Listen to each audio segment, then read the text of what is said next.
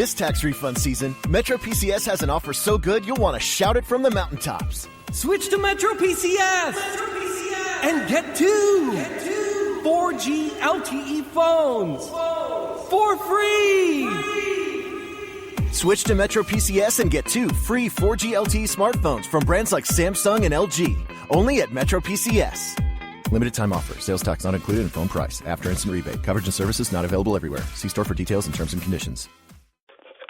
Blog Talk Radio. Howdy, race fans. How the hell are you? Hope you're doing good. This is the Thursday night edition of Racing with Big Sweat. I'll be your host, Steve Big Sweat Billmyer. And we've got a pretty good show lined up, some good race-winning drivers scheduled to be on with us tonight. Also on with me tonight is my producer, my buddy, my friend, Mr. CJ Sports. CJ, how you doing? Not too bad tonight. Loving the opportunity. Not only am I loving the opportunity to be here and meet these great guests, but the opportunity of combining, and, you know, we started live over the 110 Nation, then we kind of combined everything together. So now we get to focus on Racing with Big Sweats and bring all of our following over as well. So I'm very excited about basically having this super show tonight and see where this takes us. So very excited about all this tonight. Yeah, I am too. They're the three drivers, for different reasons, have kind of caught my eye before, and through my group, NASCAR and other racing, I keep up with what they're doing, and it looks like they're ready for a big 2016 season. So let's cut the crap. We'll get right to it. Is the first driver on yet? I'm about to find out. We got a caller I just put in the studio. How are you doing tonight, caller? Pretty good. How are you? This is Travis. And then I guess that's our man. That's the man we want to talk to. Gentleman has moved up into the ARCA series this year, and we want to find out about that and hear some about his past history. So let's talk with Travis Braden. Travis, how you doing tonight, buddy?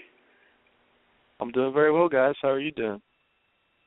Oh, I'm doing great. I was looking back when I was had gotten you lined up on the show, looking back and checking on some of what's going on your page, and that's when I found out you had moved up to ARCA racing. What brought that about? You know, it's one of those things in racing. I mean, of course, you always want to branch out to that next level if you can and when you can. And, you know, we all know that racing is a very expensive sport, a very difficult sport to climb the ladder in. And so, you know, I had been wanting to do, you know, the ARCA stuff or maybe some K&N, just to branch out in general for quite a few years now, but we just never really had a way to do it. And ARCA came out. ARCA and K&N and NASCAR came out this past year with a new body style, which I'm sure you've heard of, which is just like the NASCAR Sprint Cup Series body. And, you know, it really reduced the cost of the bodies, for one. And then ARCA went ahead and they had been working on this for a number of years, but they got a great new spec engine package with Billmyer. And, you know, it's still expensive, don't get me wrong, but it finally reduced the cost to the point where we could make it happen.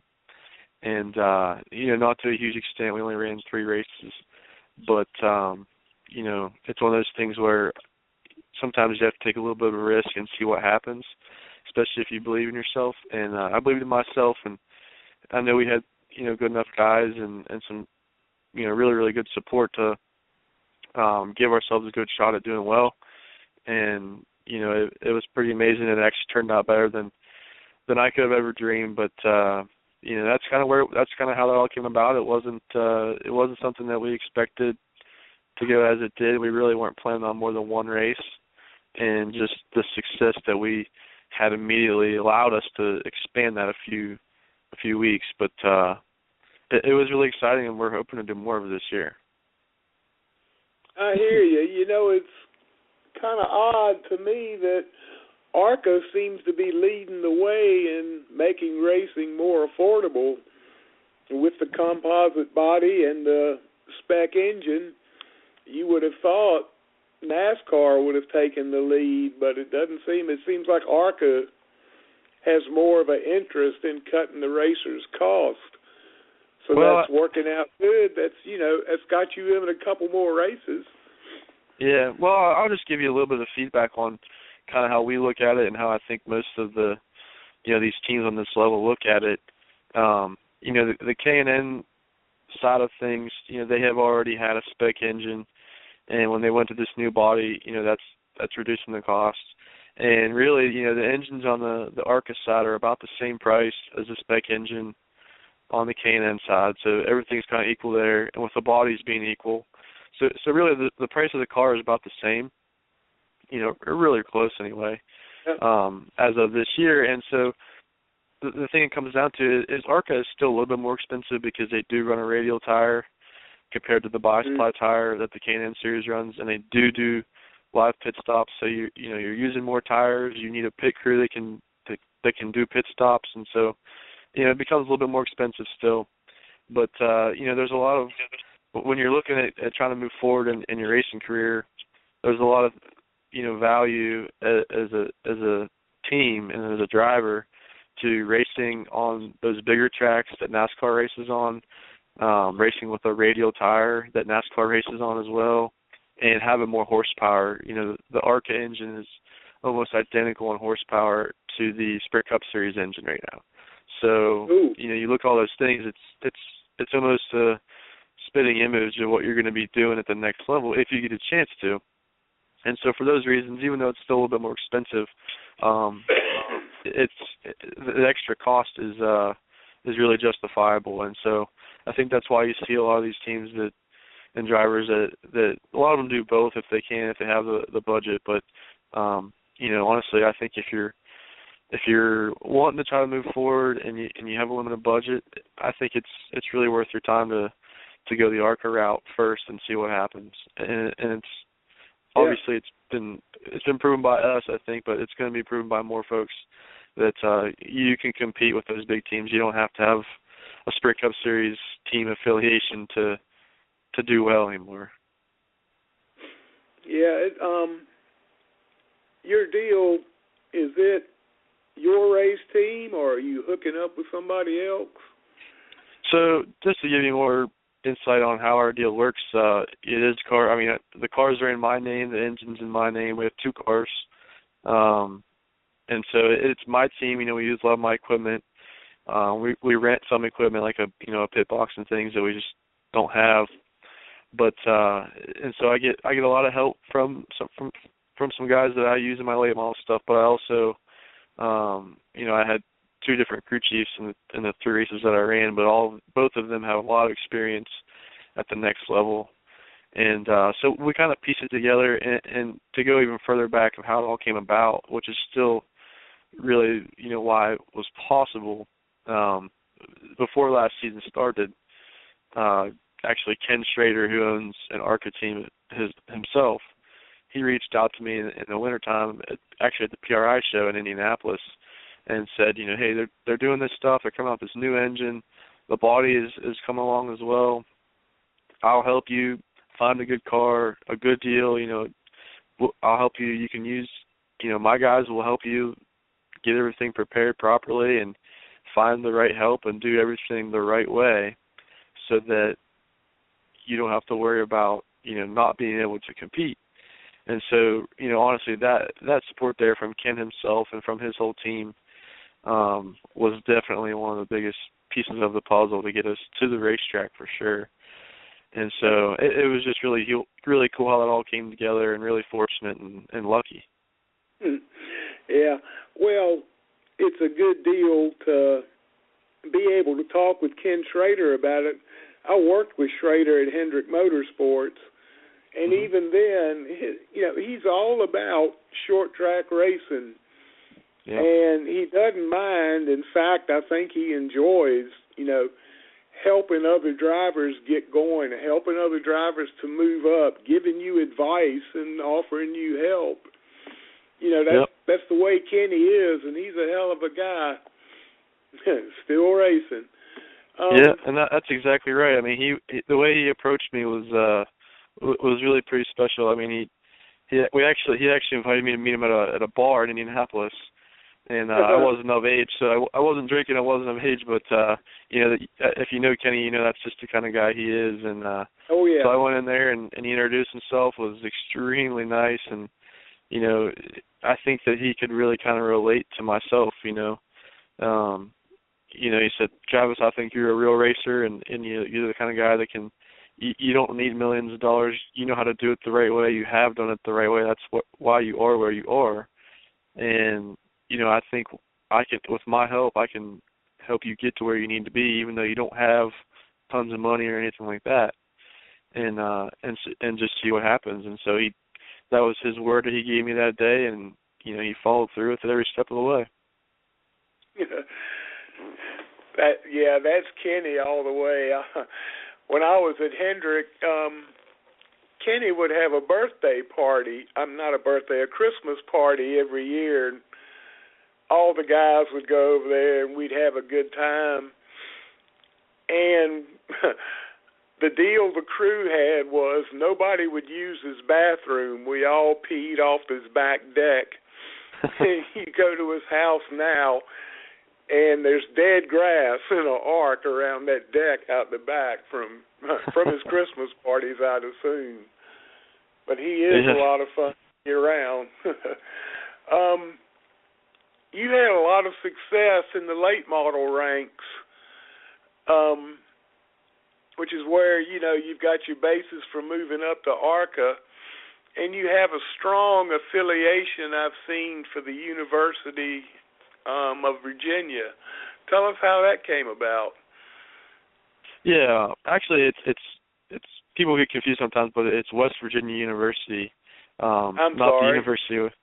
No, you're fine. It happens a lot, and it's just one of those things that they're so similar that people kind of. I think sometimes you know what you're talking about, but you say the wrong one. But yeah, when you said that, I pictured the logo on the hood of your car. Yeah.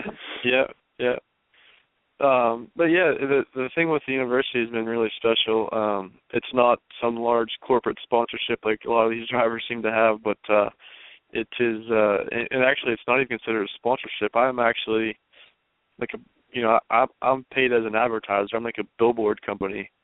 And it's nothing extremely large by any means. But it's a great partnership, and we both recognized from the get-go that it's something that, you know, you're not necessarily reaching to a worldwide market with what I'm doing, at least yet. But it's really good exposure. It's a good thing for both of us. It helps myself become way more valuable and bring other sponsorship.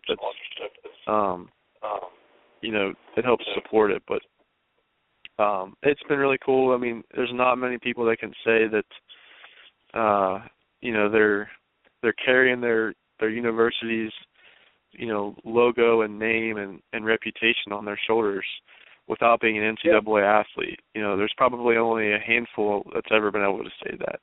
And that's a really big responsibility that I had to take right away, because, you know, I'm basically you know, if I do something dumb or I, you know, make a really bad statement or whatever it may be, I'm associated with them and they're associated with me. So there's a lot of responsibility there, and it's been, you know, really humbling to be able to do what I'm doing. Makes you work on your PR skills. Yeah, you need definitely a lot of that stuff in the racing world. Yeah, definitely. Another affiliation you have with the university is you're a student there, and you're closing in on your degree. What are you getting degrees in? I'm actually a double major, so my two majors are mechanical engineering and aerospace engineering. And so it's a little tricky. It's not it's not your typical 4-year program because of the fact that it's 2 majors. But believe it or not, I'm gonna actually get it done in 4.5 years. So right now I'm getting close to the end of my 4th year, and I'll have to come back for 1 semester, this coming fall, and I'll be done. Excellent. Congratulations. Thank Mechanical engineering and aerospace engineering, that wasn't intentional, but this is something that could really help your racing career? Oh, yeah. Believe me, it was actually way more intentional than you ever would think. I mean, I first of all, I did really enjoy it, so it wasn't like I was just doing it to try to capitalize on that side of it. But I saw it as 2 great opportunities, mechanical engineering, and I actually came to love aerospace engineering just as much, if not more. Are 2 things that I really enjoy. I'm very, very good at it. It comes to me very easily because I enjoy it. And but it's so directly relatable to racing, and it's kind of funny how it all happened, because when I first started school, I had done a lot of research on racing and the science behind it throughout my my young career. And so when I first got into college, some of the things I had learned on my own because of racing was really helping me with schooling. And so, now your 4th year into it, it's definitely a lot more technical, and it's starting to come full circle. And, the things that I'm understanding more and learning here at this university are really starting to help me on the racetrack as well. And so it's not just a marketing scheme, but I do use it as, I think it's really valuable thing for people and fans to say this kid is not only driving and does well, but he's really smart. He's educated, and he has put in a lot of effort into this.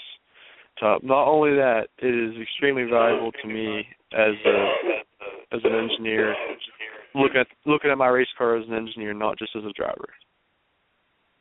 That's definitely a plus. I got to ask you, can you weld? Well, it's a little funny story. I was never taught to weld, but I did last summer. I spent pretty much my entire summer working in a race shop, and I taught myself to weld. We would work in the race shop for like 12 hours a day, and then I would sit in there until I got tired at night just practicing welding things. So I can weld.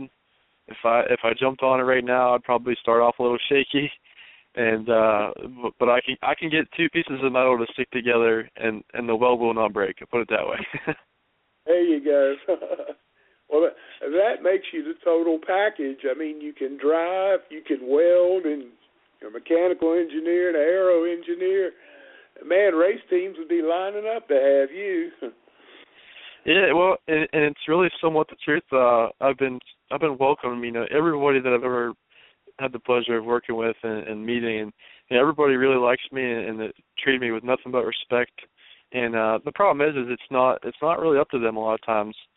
Most of them would kill to be able to give me an opportunity, but the honest truth is that it doesn't matter how much they want it. It takes a certain amount of money to do it, and if the money's not there, it can't be done. And so I have plenty of time to get that all figured out, but that's kind of the truth of it right now, and that's what we're working on.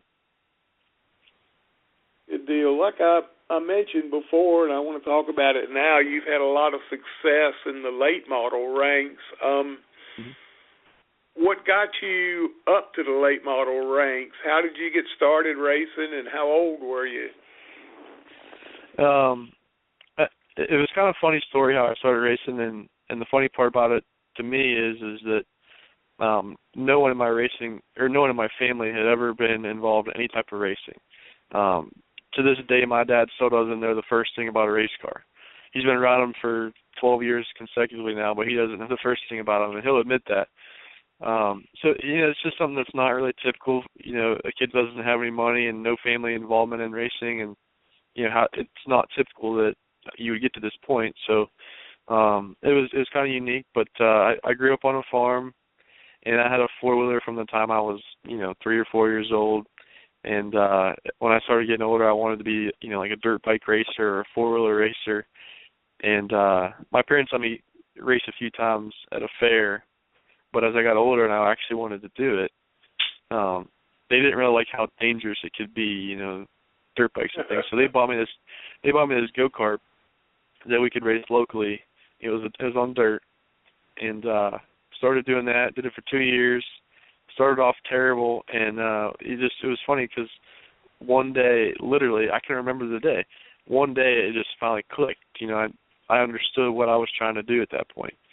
And so once it clicked, started doing better, had a little bit of success, and as I'm sure you guys know, once you have a little bit of success in racing, it's an addiction. You just can't get enough. And so from that day forward, it was all I ever, cared about and worked on and focused on. And so I went through go-karts, went through quarter midgets, Legends cars, and then, really one of the biggest moments of my career that kind of defined how I got to where I am was going into 2011. We wanted to move up to late models, and we just didn't have the budget, at least we didn't think we did, and we didn't know anything about those types of cars. We had no clue where to even start, And it was just a really random, one of my friends actually said, hey, I know this guy in Columbus, Ohio has a car, and he doesn't have a driver for this year. You should call him and see what he's got going on.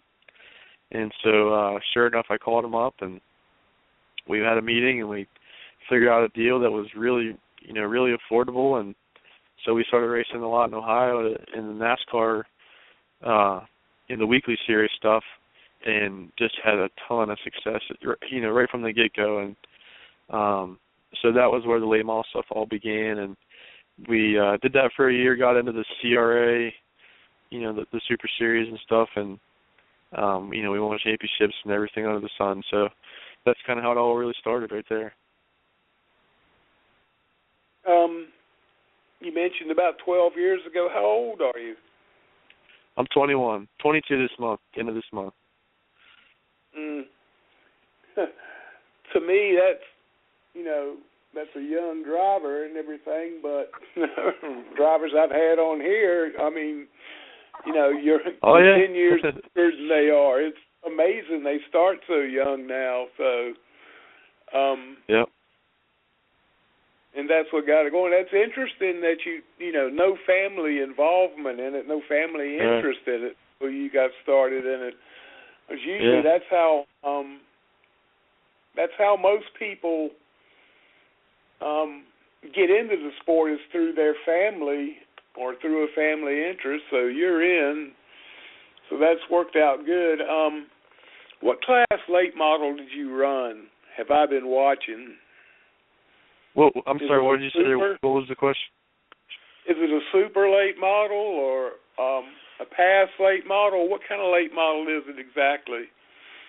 So people, different areas have different definitions for, super late model, but it's the same exact thing as a pass pass late model, the super late model, template bodied. And so, CRA has, the Super Series, which is just like the pass, and they also have a crate class. So, I've done a lot of both of those. But the 3 years that I ran consecutively in CRA, but all three of those were in a super late model, the 2 championships and the Rookie of the Year, that was all in a super late model. But we do, like I said, we do a lot. I actually drove last year for a crate late model team throughout the year, and so I really didn't do a whole lot of super late model stuff last year, but we do it all. If there's a seat, you're ready to get in it, huh? Yeah, if they'll let me, I'll get in there. I heard that. Have you ever done any dirt track racing, or is it all been asphalt? No, of course, four-wheelers and stuff are on dirt, and when I first began in go-karts, those were on dirt, but they were, it was a smooth clay track and the slick tire. There was no, it wasn't really a dirt track. It was more of a go-kart track, and so, no, I haven't, but I've actually gotten it's kind of interesting. I've gotten a lot of offers over the years to drive a lot of, dirt modifieds and late models, but it's just been really hard with being in school and doing my own racing on the side. I just really haven't had time to put much focus into it, but always said I would, and I would be more than more than interested in doing it. But honestly, I just had to deny most of the offers I've gotten just because I just don't have the time. But I think here at some point you'll see me in some dirt modifieds and late models, at least playing around a little bit, and we'll see what happens. There you go. I know for me, I knew very little about dirt track racing until I started doing this show a couple years ago. And the more I've learned, the more interested I've become in it. Do you find yourself interested in it just, because you've been an asphalt late model racer and it's something that you want to try to prove to yourself that you can do? Oh yeah, I've always been a fan of dirt racing. I don't really follow it that closely, to be honest, lately. But once again, it just comes down to how busy I've been. But I really love the dirt outlaw late models. To me, it's just the most exciting of all the different types of dirt cars to watch, and it's something that I really could see myself doing. But another little tidbit that I forgot to tell you, when I first started racing, so my parents didn't really want me to race dirt bikes or anything, and so they put me in a go-kart. And so, of course, I really love racing cars as soon as I did that, too. But what I wanted to do at that point in time for a while, I wanted to be a dirt sprint car driver. A 410 winning sprint car driver is what I wanted to do. And that just kind of never really went that direction, which didn't bother me. I didn't even think twice about it when I started racing on asphalt. But I did always, enjoy watching and wanted to be involved in driving on some dirt shows, and so. But that's part of it too. You want to see if you can do it. To be honest with you, I think I would be better at dirt racing than I am at asphalt racing because, I've always said, like, where did my skill set come from driving cars? Well, I live on a farm, like I said, and I've ridden four-wheelers my whole life, and that's all I ever did, man, was make trails and stuff in the woods and, race around them and do all kinds of crazy stuff. And that was really where I learned how to control a vehicle, And so, but that's way more relatable to a dirt car than it is an asphalt car. And so I've always been really interested, and like I said, you'll definitely see me doing it at some point, but it's just not in the cards right this moment. But I think I should be pretty good at it, honestly. I hear that. I was the same way. I was an asphalt driver, but I always wanted to work on a dirt sprint car and find out what it took to get one set up and get one where it would fly. That's pretty cool. I guess that's the way asphalt racers are. We're just envious of sprint car drivers. Yeah. Yep.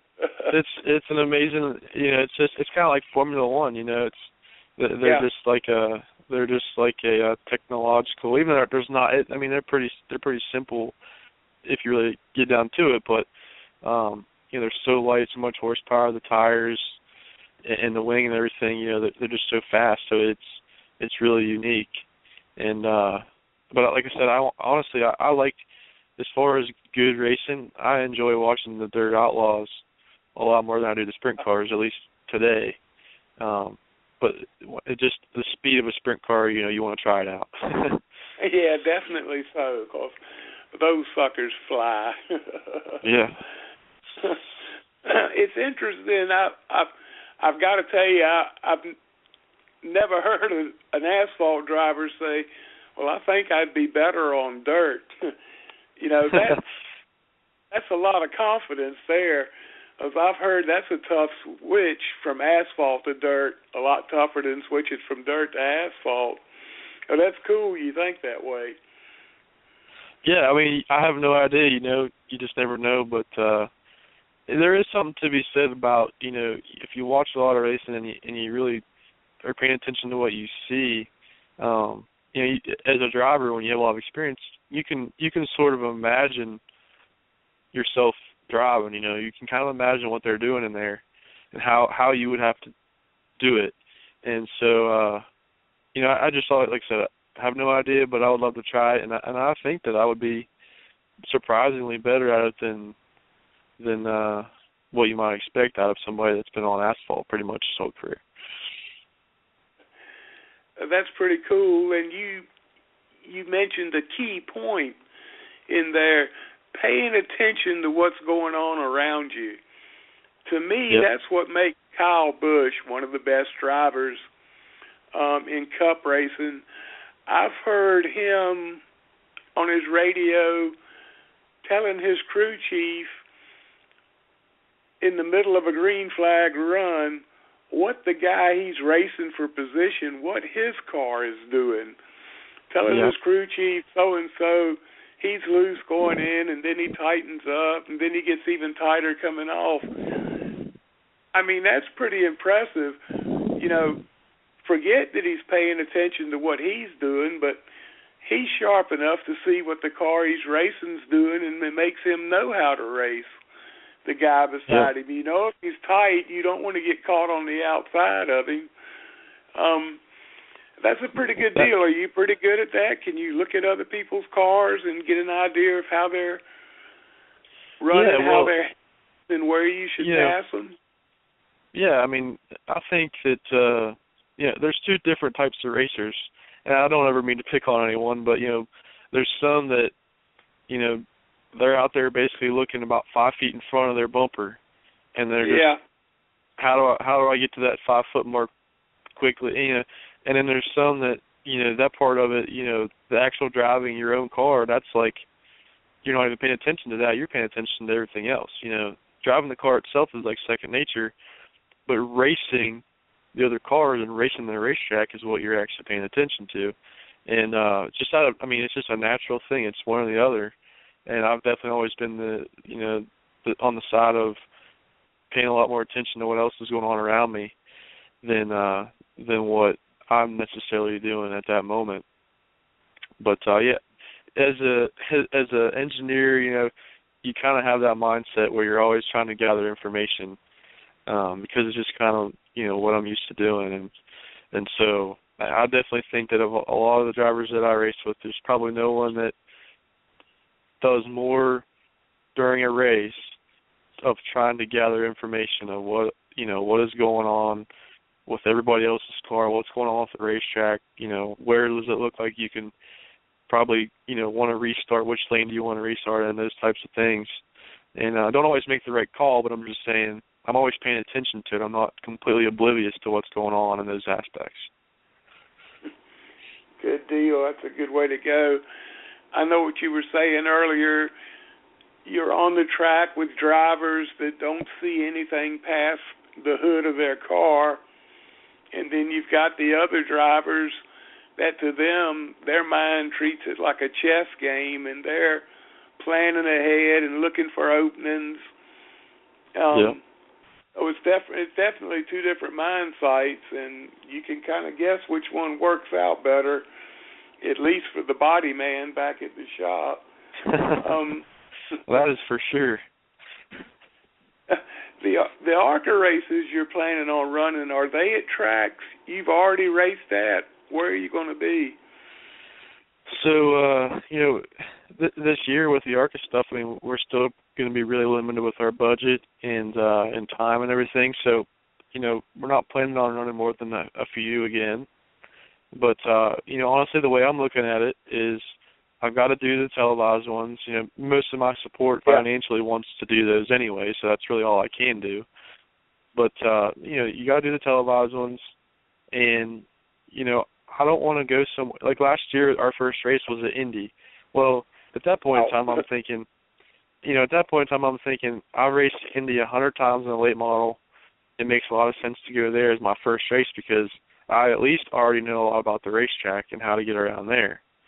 And so that gives me a good advantage starting out. Then we go and we win, and that's great. So once we've accomplished that, we've won a race already, then I look at it completely the other way. I look at it, I need to go everywhere I've never been. I need to go to 1.5 mile racetracks and all those things to gain experience so that I can be viewed as someone who could be valuable to a race team and do well at that next level because that's pretty much what the next level, it's like 60% of the races are on 1.5 miles. So, you have to show that you can do those, and you pretty much have to show that you can pick it up right away. there's a guy I follow on Twitter. I'm decent friends with him, and he does a lot of statistics on, he just calculates statistics and things on racers. And he just put out something the other day that was basically saying, when you get to like an ARCA car or a truck or whatever the first time, if you're not very good at it within the first couple of races, more than likely you'll never will be good at it. And so, I really do look at it as, well, you need to be able to jump right in and win, or at least show that you could have won. There's always variables, but show that you have enough speed and capability to do it right away. There's really no reason that you should have to take a whole lot of time to learn it at that level. Now, earlier on in your career, that's different, but when you get to that level, if you can't jump right in there and do it, not often do you see someone 5 years down the road finally figure it out and they do really well. It just doesn't happen. Yeah, by the time you get to that level, your skills should be enough that, you don't need to really learn how to drive that car. You just need a little time to adapt to it and then carry on. And you're right there. Yeah, it's experience at that point. It's going from being someone who's young and, aggressive and inexperienced to someone who's a really hardened veteran, and so yeah. 100%. I think that's, at that point, if you're still just trying to figure out how to drive a car, you're probably there too early, or something's not right. You shouldn't be that way at that point. No, not at all. The learning curve is past when you get up to that level. Right. They're not going to wait on you at that level. Yeah, you're exactly right. They're not going to wait. You need to either start producing or show that you're capable of producing, or there's always somebody else waiting for a chance at that seat. That's exactly right. Sorry, excuse me.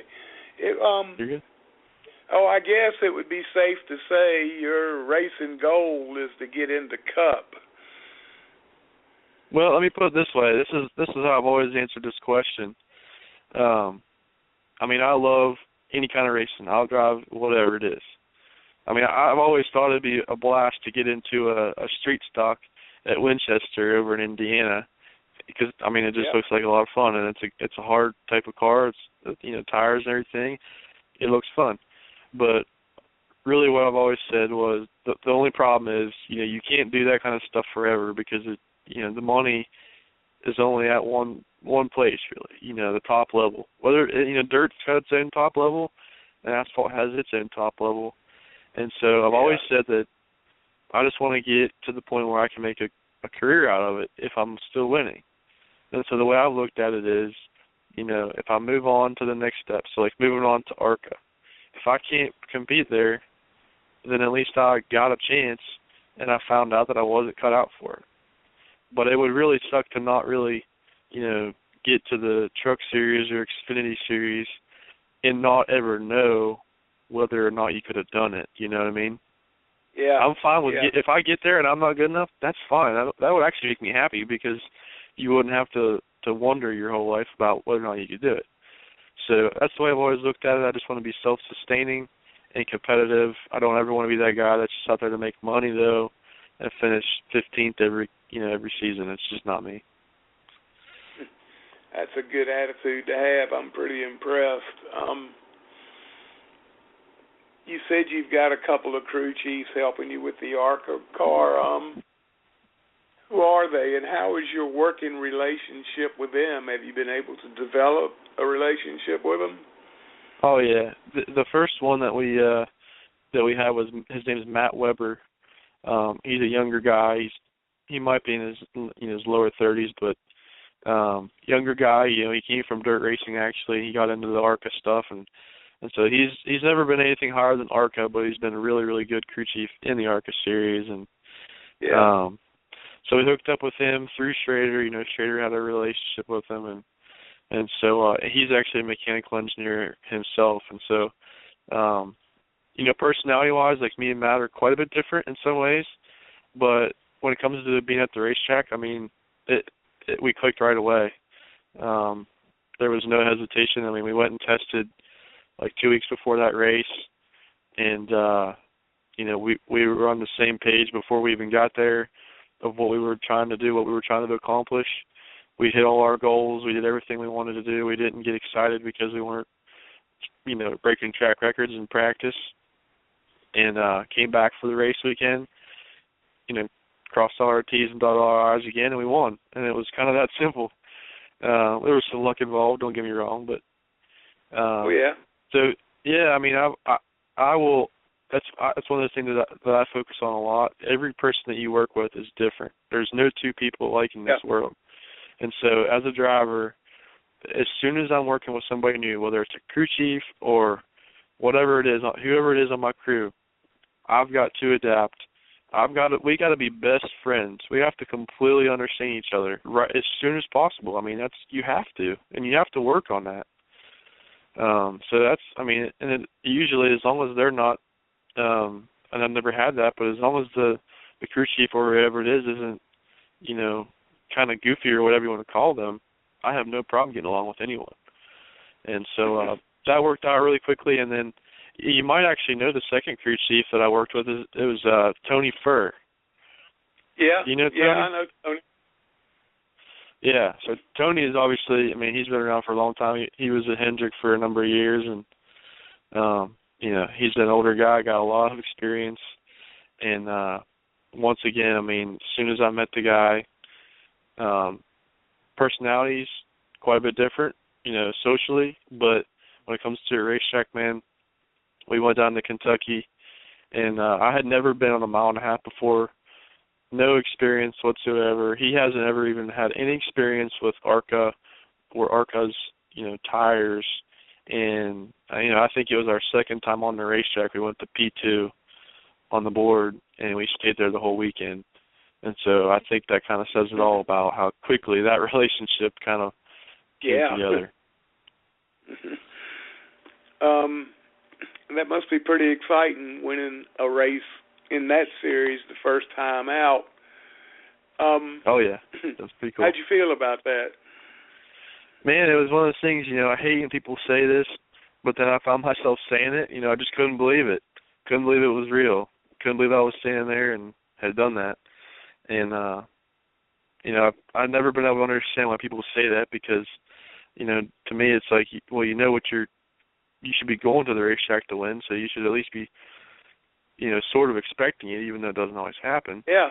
And but man, it was one of those things, you really don't expect it when you're in my position and you're putting together a team the way we had to do it, and you're still way under budgeted and stuff, and you don't expect to go there and win it in that type of a deal the first time out. And so it was really cool and really humbling just to see the the reaction that everybody gave me. And it's one of those things that you see a lot of those, you see a lot of racers get to that level and win pretty early on. But, the response that I got from the people there at the racetrack, the people that I've talked to everywhere I go since then, all the fans that I've met, the reactions on social media and stuff, that was really special just because I knew that it wasn't just your, this new kid coming along that had all this money and had everything kind of ready and laid out for him for his career.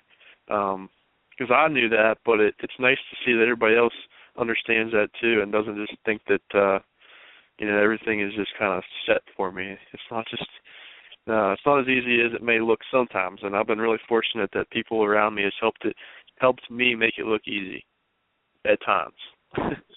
Yeah, at times. That's the key word. Not always. Yeah. Yeah, you sound like me. When I was crew chief in my own cars, I always went to the track knowing I could win and not hoping I would win. Right. What I knew didn't always come true, didn't win, but my mindset was, I'm ready. I'm totally focused on everything that's going on with my car and what's happening and everything. And you've got these other guys that are just hoping, they'll have some luck and things will go their way and everything. And to me, yep, that's the wrong way to approach racing. You feel that way? Oh, yeah. I've actually never left, my house or my race shop or whatever it's been, and I probably never will, never left without knowing that I at least had a chance to win. Exactly. If there's any doubt in my mind, if I know that I don't have the right motor, if I know that, we don't have enough money for tires, if I know this and that was just going to hurt our chances of winning, I am not going to a racetrack shooting for anything less than first. I mean, I'm not going there to try to finish second. I'm not going there to try to finish top 5 or top 10. I'm going there to win, or I'm not going at all.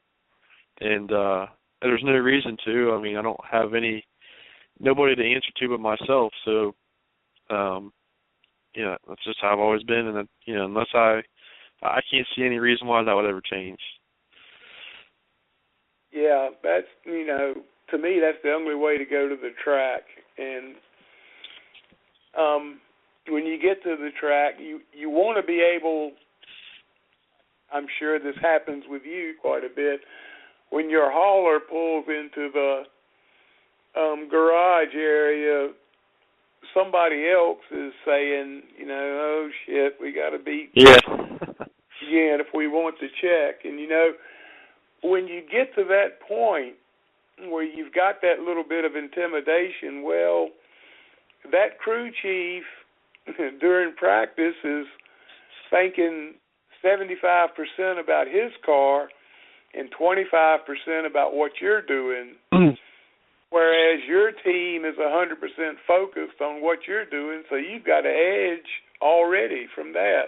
Yeah, no, that's 100% right, and I've always kind of been, that's one of the roles I've always taken in my race teams is that, even as racing, even if you're the guy that everybody's looking at as the favorite going in, it's still easy to get too worried about what's going on, too worried about, if you're not the fastest car in practice or whatever. And one thing I will take credit for, and I've been very proud of, is that I've always been the kind of unifier that says, look, we're on a mission to do this. And, quit looking at the timesheets, quit looking at whatever those, what everybody else is doing. You watch those other guys to make sure, they're not finding some speed somewhere that you can see what they're doing, what their car's doing, and you can make your car do that too. But other than that, we don't worry about what other people are doing and what they're, how fast they're going in practice and this and that. And but it's easy for, your crew sometimes to get too worried about it and get worked up and get excited and jump the gun on something, and or vice versa. It's easy for the driver to do it. But I've always been really focused on making sure that's never been the case, and so that's been another thing that's helped us through the years. Yeah, you get focused on what somebody else is doing, and then you're sidetracked. You're worried more about, instead of making your car as fast as it could be, what's he doing and why is he so fast? Well, you have to compare apples to apples, and it's just, it's really easy to think you are, but you're not. A lot of times we go to places where I'm sitting there, I'm saying, this car is touch it, and they're like, well, we're 0.3 off, and I'm like, listen, I'm out there, I was running laps like I'm going to be running the race. They were out there putting new tires on and trying to see how fast their car is going to qualify. It's two different things. And so I'm just saying, this is kind of what I say, is I'll be like, I know that this car is where I need it to be to do well in the race. And so, if we were 2 seconds off, then it would be a problem. But we're within 0.3 or whatever it is, and I know the car is handling well. I don't care about that speed chart. It doesn't mean anything. And so, sometimes you have to worry about the speed chart, but most of the time you just need to worry about making sure you make sure that your car is where it needs to be. Yeah, I think some crew chiefs miss that point, that getting the driver comfortable in the car is a big part of the setup. And it's like you said, forget 0.3 seconds. This car is like I can drive it in the race. I'm comfortable driving the car like this. So that's the best way to be. You've got to get the driver comfortable where he'll honk it down the straightaway and throw it into turn one and not be concerned, that the car's going to come out from under him, that he's confident it'll turn and he'll be able to go. Yep. Oh yeah, I remember. I remember one time when I was working with Tim Richmond, we had made some Harry Hyde had made some changes between practices, and Tim was getting ready to get back in the car, and Harry was explaining to him what spring he changed and why he changed it and everything. And finally, Tim just put his hand up and told Harry, he said, if you'll just make it turn left at the end of the straightaway, he said, I'll take it from there. And that's a different kind of confidence, but that's the kind of confidence you got to have to be a successful race car driver. Yeah. It's a little more technical than that at times, but it's the idea. You can't worry about 10 things when this one thing is what's creating all the problems. And there's so many different variables, but you always have to analyze not just one of them. You have to look at all of them as a whole. Yeah, definitely so. But have you always worked on your cars? Did you do most of the mechanical on your late model? Yeah, the way I've always kind of explained it is, I definitely don't take credit for being the main wrench man, because there's a lot of times where I will have almost no involvement because of being a couple 100 miles away from the race shop at school. All week long. But I've always been really involved in it. When I first started racing go-karts and quarter midgets, my dad did it all. And when I got to legend cars, my dad kind of said, hey, you're going to, and I wanted to, but he was like, I'm not going to be the guy that's learning these because I don't want to. He said, you're going to be the one that's going to master them. And, when I got done legend cars, I built my entire cars myself, and the setup and everything was mine. It was, I did everything on it, the entire thing. And so, in the late models, it's a little different. It takes more than one guy to do it all. And, starting out, I didn't know anything about it, so I had to learn. And so, but I do put in a lot of time, like I said, that 2 years ago, pretty much the entire summer I actually lived right outside my crew chief's shop, where we worked on our cars, and for about 3 months I just lived there in a camper and worked 12 hours a day. We built a brand new race car throughout the year, and we were racing as well, so we were prepping constantly for different races and cleaning stuff, tearing stuff down, rebuilding stuff. I gained a lot of experience, and by no means am I an expert of it all, but I'm just the type of person where if something needs done, if I can't do it, I'm not going to do it incorrectly or try to teach myself how to do it, but I want to know how to do it. It's like I can't resist but figure out how you do it, so I'm going to figure out the person who can show me and watch them do it, and I'll learn from it, and I'll know how to do it going forward. And that's not even because I want to or have to. That's just because I can't. It's just like it's built in my DNA. I can't not know how to do something. If I see something needs done, I can't let it go and not know how to do it. I do though. I love to be involved in it, and I do as much as I can. Yep. Do you feel like that gives you an advantage as a driver that you work on your car and your car? 100%. 100%. Yep. Together? Yeah, it's kind of funny because there was a point when I realized, it's interesting because you don't really even think about it. Like, I don't think about it now, but it was just like this past year when I started racing with a different team, they noticed it right away. Because, like, when I'm driving the car, I don't necessarily, not very often do I go on the radio during practice and say, the car's too loose or too tight, here or there, and tell the crew chief that much and leave it at that. 9 times out of 10, I'm going to probably tell him, hey, go do this. and let me go back out and see what, change this for me. I don't want to get out of the car because I don't want to waste a lot of time, but make this change. Like literally, I will tell what change to make if I think I know what change it is needs to be made, and just try it out. That 100% helps you tenfold, and because when you make changes all the time and you know what change you made, and then you have a reference, you feel that change, so you just keep gathering information, and so after a while, you've pretty much felt everything there is to feel and this and that, and so you pretty much know when you feel something the next time that's wrong, you have a pretty good guess of what it is right away. Whereas if you're constantly telling your crew chief, oh, it's loose in the middle, and he goes and makes some change and you don't even know what change he made, you'll never really get a good understanding of what's going on there when that happens every time. Be able to relay the information. You won't be able to be like, hey, remember 3 years ago at Texas when I told you I was loose in the middle? That's the same feeling I got. Do you remember what you changed? Change it again. Like, he's not going to remember that much, And so it's really important, I think, for the driver to be directly involved in those changes 100%. Oh, yeah, definitely, because if you don't, like you said, if you don't know,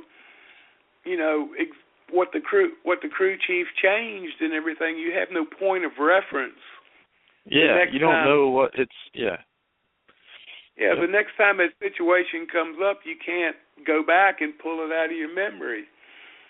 Yeah. The other tricky part to that is, though, it's really important, I think, is that you can't get too overconfident in yourself. And first of all, you can't come up and say, I know what the problem is. It could be more than one thing just by any given day. So I always try to come up with at least 3 things that I think it would be. And if my crew chief has a 4th idea that he thought it was, maybe, we're going to try all 4. Or at least we're going to start one by one until we know we found the problem. And so I've never been closed-minded. I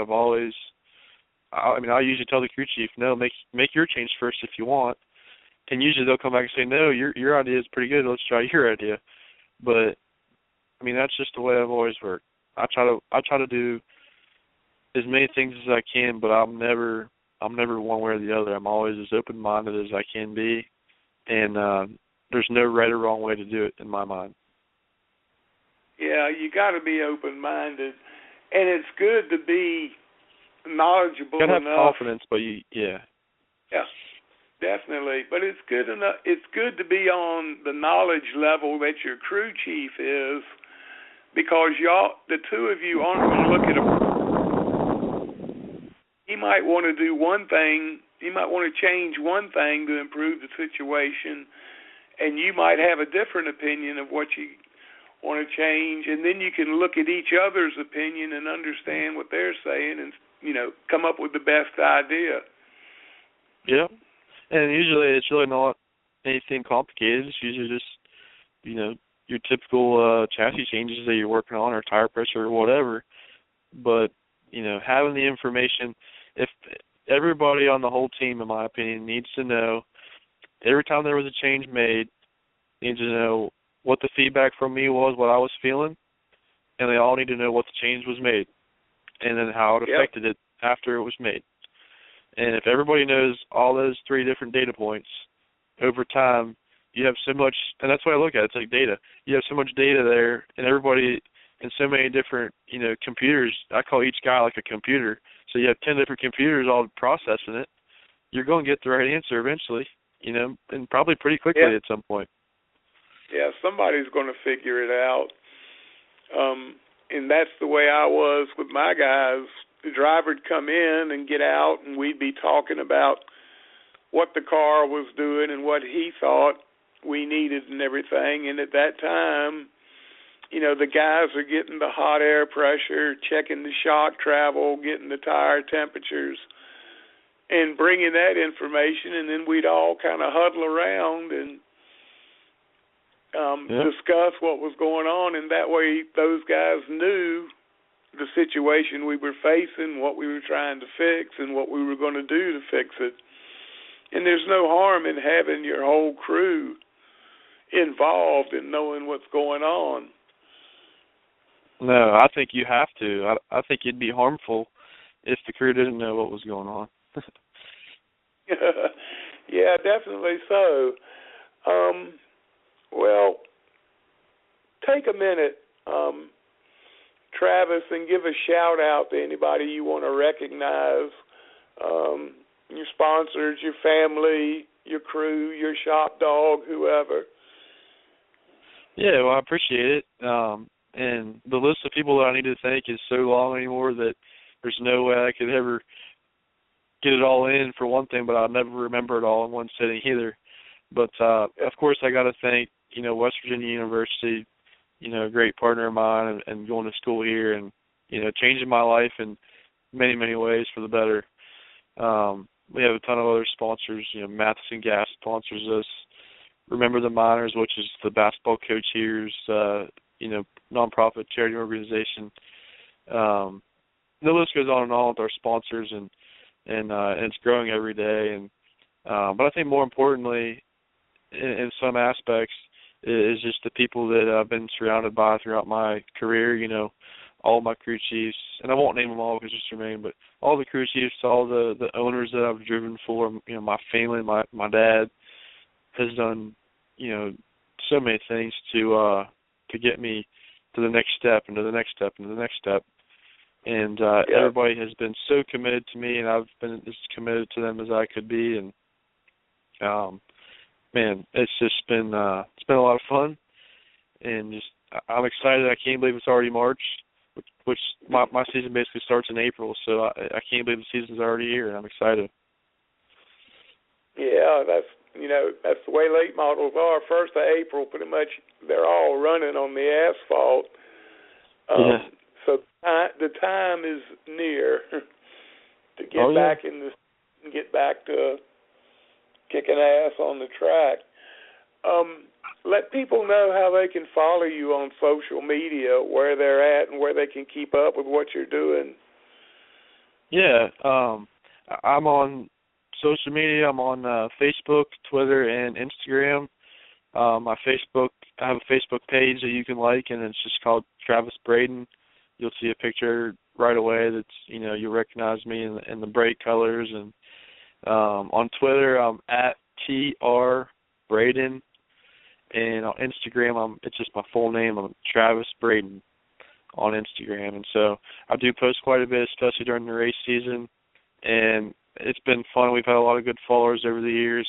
And, I try to do it a little bit differently than most, or than some anyway, in the aspect of, I try to make it a personal experience, and so everyone can kind of get an insight to what my whole life is, not just as a race car driver, just who I am and what I do for fun and whatever it may be. And so you can follow me on all those platforms and get to know me, even though you're not actually meeting me face to face.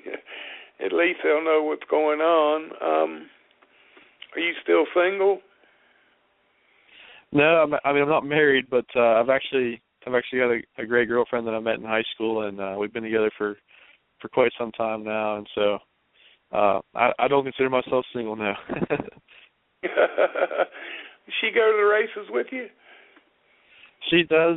She used to go a lot, and as we're older now, she was in school as well, and now she has a full-time job, and she's in cosmetology, so it's kind of unfortunate that she works on Saturdays a lot. Usually those businesses are like Tuesday through Saturday, so it's tough for her sometimes, but she does all the really, really big ones. She makes sure that she can get to those, and she's there as much as she can be. Yep. Good deal. How about your family? Do they go to the track any now that you're? Yeah, I don't think my dad's ever not been to one of my races ever. If so, maybe one or two at the very most. But I can't even think of one. And my mom has not been able to do as many just because of she does. My dad owns his own business, so that leaves him a little bit more available to do what he wants. And my mom doesn't, so she's a lot of times we were leaving on Thursdays and Fridays, and she just couldn't leave, and so. But she's the same way. If she's not working and she's off, she's going to be there. Yeah. I don't want to interrupt, but I do apologize. And I do apologize to the two people that we got coming on the show. I think that, Steve, I think your messenger is not working right because I don't think you're getting my messages. We do have the other two guests in the studio waiting for us. Sounds good. Well, I kind of screwed that up. No, I hadn't got a message or anything, so obviously I'm not working. I've been blowing up your phone when you finally texted me back and said, well, if nobody shows up, I'm about to end. And I'm sitting there like, I feel bad because Brooke's been hanging out in the studio for about 30 minutes waiting, and Andy's been hanging out in the studio for about 15 minutes. Both of them are ready and ready to go as soon as you guys wrap this up. But this whole time I thought you was getting the messages, and then when you said that back, I realized that whatever's happening, I'm getting your messages, and it's showing that you're seeing my messages, but obviously you're not getting it at your end. So you do have the other two kids ready to go when you're ready. I bet they're cussing me. Can you call and tell them hang on? Well, Travis, kind of worked out good in your favor. We got to talk for an hour, but I'm glad I got to meet you and glad I got to talk to you. You've really impressed me with your plan of action and what you're going to do and what you're doing to accomplish it. Congratulations again on your studies at West Virginia University. Good to hear you're about finishing up there. And since I know how to follow through with you now, I'll keep an eye on you more and more and see what's going on. But thank you again for coming on. Well, I appreciate it, and I didn't even realize it's been an hour either. We've been talking. I didn't even realize an hour flew by. But I really appreciate you having me on. It was great to get to meet you and talk to you a little bit, and keep in touch, man. I will, and good luck this season. Thank you very much. We'll talk to you. All right. Yes, folks, that was Travis Braden, a young up-and-coming driver who's moved up through the ranks and is now in the ARCA series and looking for more. Now, without any more delay, and I sincerely apologize to our other two guests that I hadn't got you on yet, but like Jason said, I'm not getting any messages, so I didn't know. But anyway, our next driver has been hanging on for a while, but she's good to go. This young lady is another late model driver that's had quite a bit of success in the past and looking for more in the future. So let's talk to her and get to know her. This is Brooke Storer. Brooke, how you doing tonight? I'm good. How are you? I'm doing good, and again, I apologize.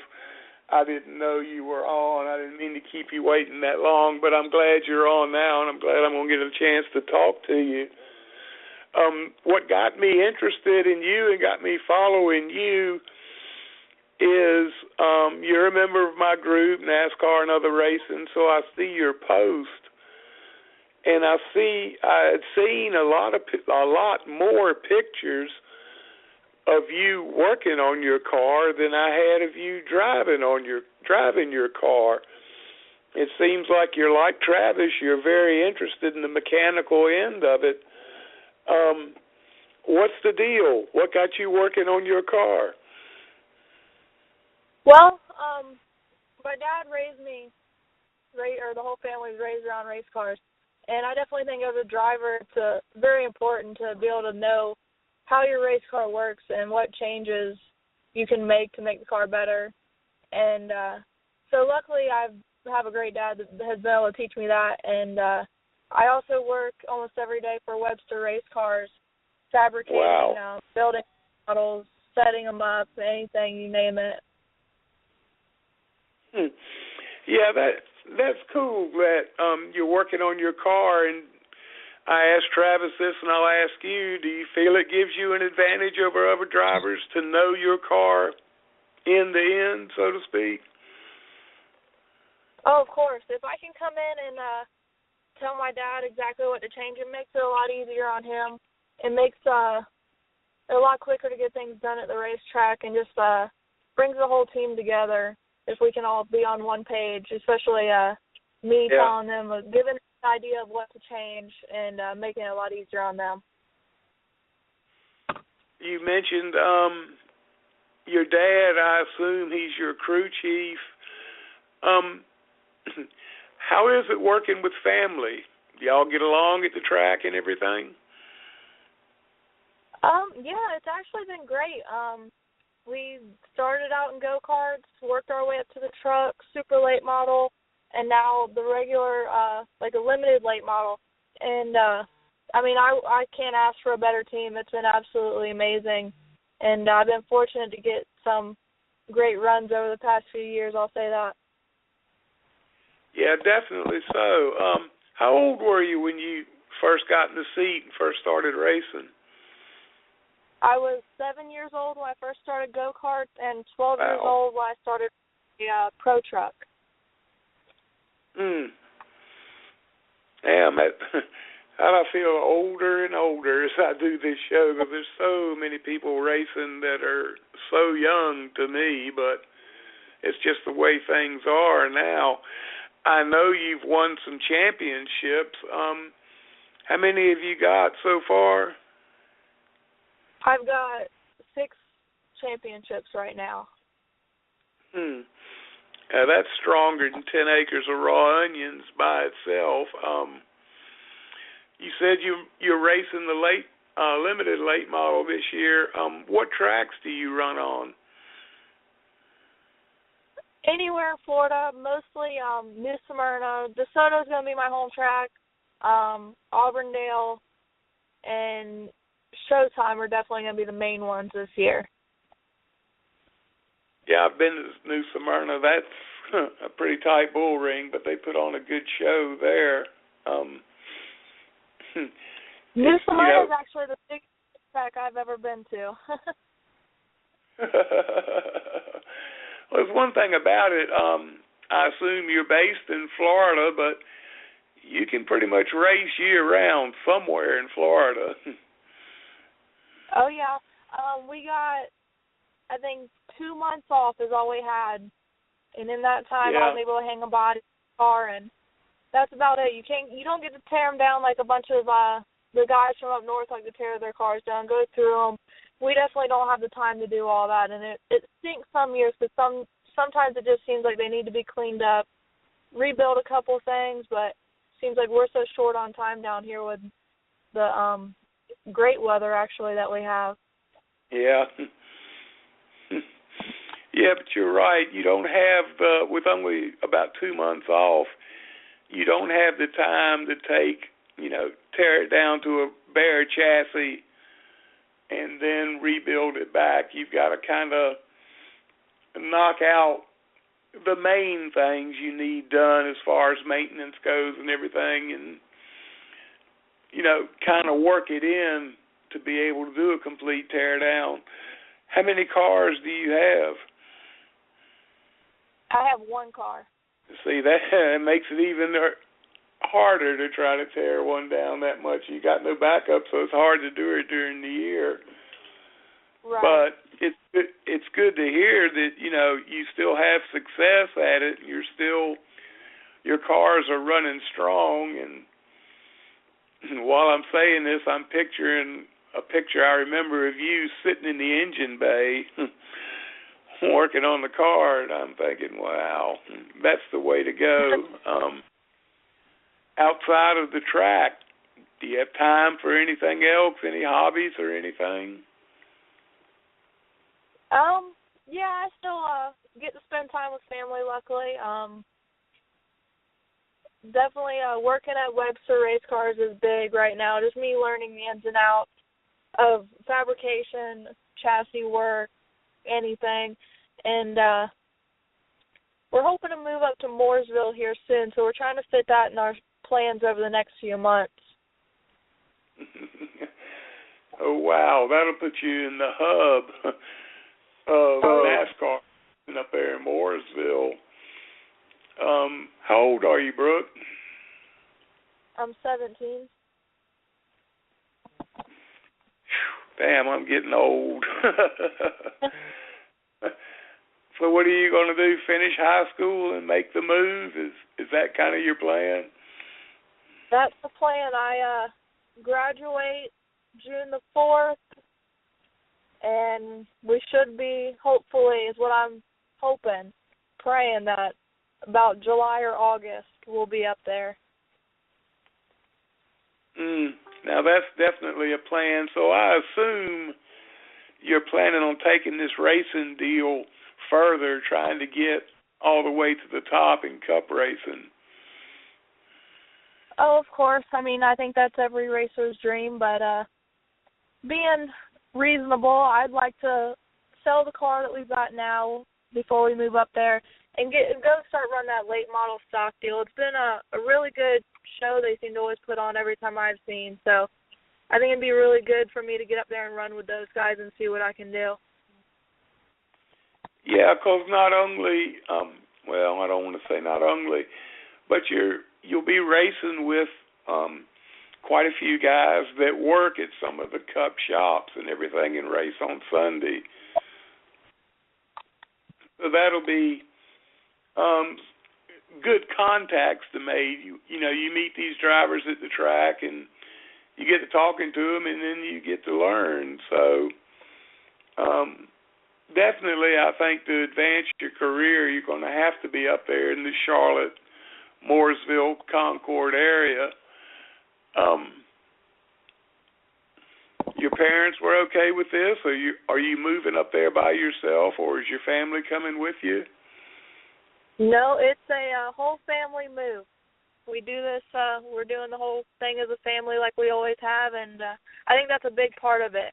I think that's a big part of my success is doing all this as a family and keeping us all together, which I've been lucky enough to have that happen. Yeah, definitely so. That's another strong point, be able to have your family backing you and everything. And especially if they're, you know, willing to move that far to help advance your career, that's great. How big a family do you have? Do you have any brothers and sisters that are involved in racing? I've got a little brother. He's a freshman in high school, so I know the move won't be too easy for him, but I'm hoping if we can get him up there for a couple days at a time and slowly work his way up there. I know it's going to be tough for him because we have a big family down here as cousins and stuff that we're all very close to, so it seems like we'll all be making trips back and forth to see each other at least once a month. Well, that'll be cool, too. That's good that you're going to keep your family in check and be able to stay in touch with them. What kind of work do your parents do that allows them to travel and move like this? Well, my mom works for a home health agency, so they have an office up there in Charlotte they can transfer to. And my dad is actually searching for a job working on any of the NASCAR series teams. I mean, he's been really interested in the past about a year moving up there and him getting a job. He doesn't necessarily want to travel, but more of like a in-shop mechanic and learn more on those kinds of cars. Well, he must have a whole lot of racing experience then. It must be really into the sport. Oh, yeah, he started racing when he was about 15, so once I turned 7, we started getting a little interested into it, and I think after that first race in that go-kart, we were about every week to every other week and up till now. And now it comes on. Have you been around much NASCAR racing? Have you been to quite a few races to know what's going on in the upper levels and everything? Yes, luckily I've met some people through Facebook that have owned a few teams that have gotten me hot passes to give me an idea of what all goes on. So luckily I've been to Daytona a few times, Charlotte, and I just went to that in November, I think it was.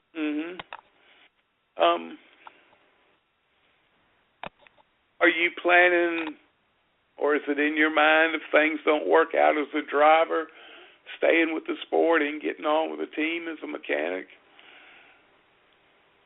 Oh, yes, of course. I mean, it would be awesome to make it high into the racing, but in all reality, you got to just have fun with it, and that's what it's all about.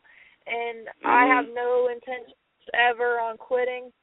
I plan on always racing and keeping it in the blood. So it's my dream, too, once we move up there, get working with one of the race teams and kind of boost me a little bit to get me more known up there also. Well, that's the way you do it. You got to get your face out there, get your name out there, let people know that you're serious about a career in it, and just keep talking to people. And sooner or later, you'll hook up with back to Florida. How much late model racing are you planning to do this year? Are you set to run weekend shows for a track championship? Or are you going to travel around and hit big shows on different weekends and go that route? Well, we've actually looked at the schedule of all the racetracks down here, and it looks like none of them really run races on top of each other. So it looks like we can run for a DeSoto championship, we can run for a Showtime Speedway championship, and none of them really interrupt each other's schedule. So it looks like we can definitely travel like we did last year and still be able to run for championships, which is, I'm pretty excited about that. I heard that. That's working out pretty good. As far as the traveling goes, how do you like showing up at somebody else's home track and having one day to get the car dialed in, qualify good, and race good? Are you confident when you come in strange tracks or different tracks? Oh, yeah, you always have to have confidence. I think it makes it more of an accomplishment when you can go to a different track, somebody else's home track, and win there or be competitive. It just makes it so much, it's more rewarding as a driver to go and do something like that. Yeah, definitely so. When you can come in somebody else's backyard and steal their dog food, that always makes you feel better. And it helps get you prepared for moving up to the higher series, to K&N and trucks and everything, the traveling, the fact that those two run a lot of one-day shows where you show up and try to do everything and be competitive and then leave. That's a good basis, good background to have if you're planning on moving up and being able to travel and run good. What do you think? Oh, I agree. Same with, like, we have a big 100-lapper here at DeSoto Speedway this Saturday. We practice tomorrow. So luckily we get 2 days, but I know there's going to be a lot of people coming from the other coast, such as in New Smyrna, and I know it'd be a tough. I definitely think I got the home field advantage this weekend, and I think it's going to be a really good show for everyone to see. So I just hope that our local drivers are able to hold off the New Smyrna guys. Oh, y'all be all right. Don't worry about it. You got a strong enough team and a strong enough car. I'm sure you'll do just fine down there. Have you ever been down to the Snowball Derby? Or up to the Snowball, rather? I've been there to watch. We were thinking about bringing our car this past season, and we had a little bit of tough luck there at the end of the year. We were able to pick up a win on the last night, but it seemed like we had some unfortunate races before that, and just the funds just weren't there for us to make that trip up there. But I'd like to see it happen this season. I'd be very excited. It's a costly race, I'll tell you that. Yeah, it's an interesting show to say the least, and from what I've heard from other people, you got to have good sponsorship because tires are just so important down there. And, you go through a few sets of tires, practicing, qualifying, and racing, so you got to have some pocket personality, so to speak, to be able to go down there and be competitive. But it's a pretty interesting show, like you said, and it's a ton of cars there for that. Yeah, that's what our problem was. It's a 7-hour trip up there, which isn't too bad. But then you get in there, you got to buy practice tires. You got to buy race tires. There's 2 sets right there. Just your whole crew to get up there. The food, the hotel, it all adds up pretty quick. Yeah, a lot of non-racing people don't realize that, but it takes quite a bit of money to transport your crew to a away race because you've got to look at things like food and lodging and fuel to get up there and back, and these are just added expenses that, like I said, non-race people don't realize it or don't think about it, but as a car owner, you sure know about it because you get the bills every month. Oh, of course. Where are you at? You must be down close to Miami. Where are you based out of? I'm actually Central Florida. I'm about 15 minutes from Tampa. Oh, wow. I didn't realize Pensacola was that far from you, but yeah, evidently it is. Yeah, I made the drive the past 2 years just to go watch. It's an amazing race. I feel like every racer should go experience it because it's definitely the best of the best up there. Yeah, you get the cream of the crop, so to speak, from all over. A lot of guys come from out of town to run that race. So you get to see a lot of different drivers that you might have heard of, and check out their styles and how they're run and maybe pick up a tip or two. Do you race outside of Florida? Do you ever travel over the Southeast? No, we never really have, just because rules with our cars are a little bit different down here than they are anywhere up north. So the only traveling we ever really did was when we were running go-karts. We'd go into Georgia a little bit and run up there, but with the car we haven't been able to just because the track rules are a little bit different. Yeah, that is a major obstacle. A lot of times it's sad that a lot of tracks don't get together and have rules that match each track so you can go from one to the other without having a lot of difficulty. Are you taking your late model up to Concord when you move? No, that was another thing we ran into. It looks like we will have to sell this one and buy a late model stock once we get up there, or find one, because like these cars down here, they don't have the truck arms and stuff like the late model stock run up there. Yep. So unless we had a super late model, we could take the super up there, but it doesn't look like the limited we can. Yeah. The Wheeling All-American Series late model stock cars are pretty big up here in North Carolina, and you'll be racing against a lot of good guys in that group too. You say you're going to buy a car? Yes. Cool deal. Let me get a plug in. Check out the show next week. One of our guests is going to be Jay Hedgecock of Hedgecock Racing Enterprises. I don't know if you've heard of him or not, but he is like the premier late model stock car chassis builder here in North Carolina. He's in High Point. It's about 45 minutes from Concord. I don't know. That ought to be pretty close to the same distance from Mooresville.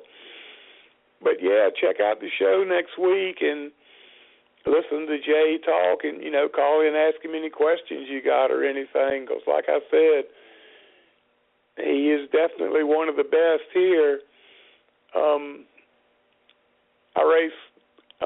I owned and crew chiefed a late model stock car for a number of years, and every chassis I ever ran was a Hedgecock Racing Enterprises chassis. So he's one of the best ones up here for late model stock cars. Yeah, I will definitely have to check that out and give him a call. Yeah, definitely. I think that, it always helps to ask questions. You can't deny that. So that'll be good. Well, while we got a minute, Brooke, give a shout-out to your sponsors or your family or your crew or anybody you feel you want to recognize. Yeah, I can't thank my parents enough for everything they do. They've stuck with me and pushed me through some. We had a tough few years, couple years ago, so we pushed through that. And I got to thank Arthur Petty, Bennett Septic Services, RS Center at Studio 10 Wraps, and Webster Race Car. All those guys have definitely helped me a lot, get me where I am today, and hopefully we can win a few more races down here in Florida before we have to make that big move. I heard that. What got you the job at Webster Racing? How did you get into that? Well, I was actually 14 years old, and I was racing down at DeSoto Speedway, and this man, Glenn Webster, walked up to me, and he said, when you get your first race, you're going to be driving one of my supers. That night was one of the first nights I was driving my dad's race car, and that was the first night I was ever in that car, and I went out there and lapped all the way up to third place and ended up winning it. So he ended up calling me the next week, and he was like, when can I get you fitted in my super? And so I raced for him for about a year, and he taught me how some of the stuff when I tore up, he taught me how to fix it and stuff. So I just started catching on, and I'd go help out and stuff during the week over there.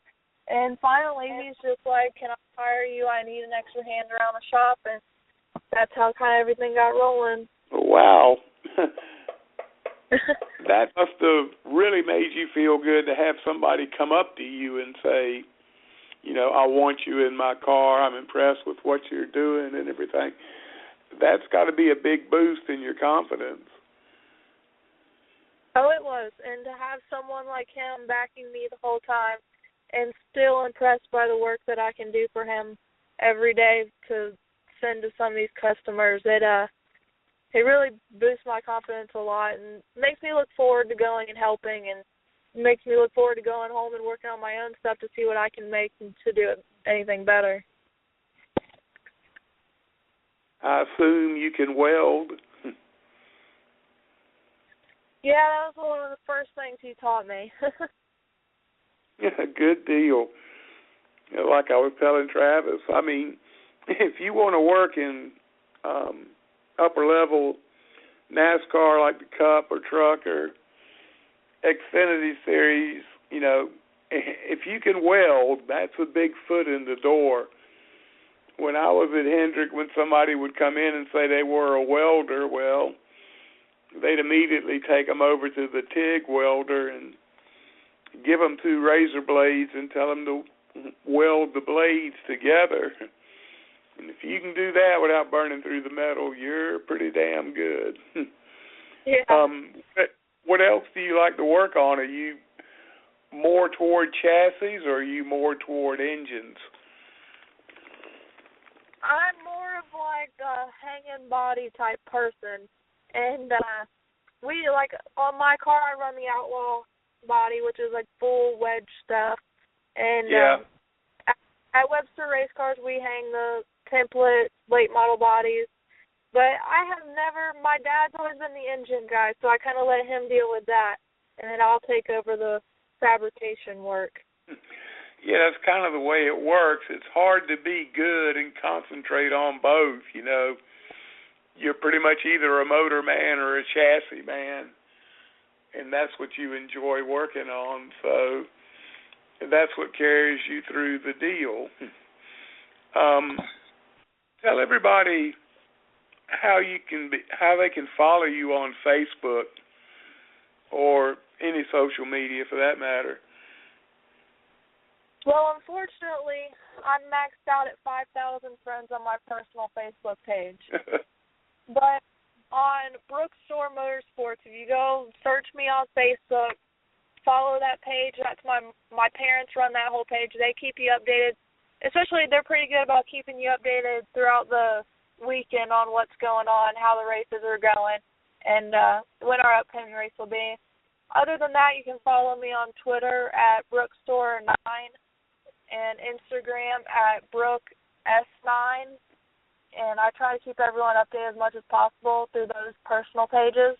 And like I heard Travis saying earlier, I definitely try to keep people knowing not only about my racing side of me, but like personal, kind of like, I don't know, I post a lot about my animals and stuff. I mean, just to get to know me better, other than just my racing side. Personalize the animals, I heard that. Well, I'm glad I got to talk with you, Brooke. You're really a very interesting person to follow, and I definitely keep up with you. Just because you're a driver mechanic, to me, that's, the best way to go in racing. You know your car, and as you drive it, you feel different or hear different noises, feel different things, and you have a good idea of what it is and what you're going to have to fix. So my hat's off to you for that. And from what you've accomplished so far, I think you won't have any problem moving up once you get to Mooresville. Thank you. I really appreciate that.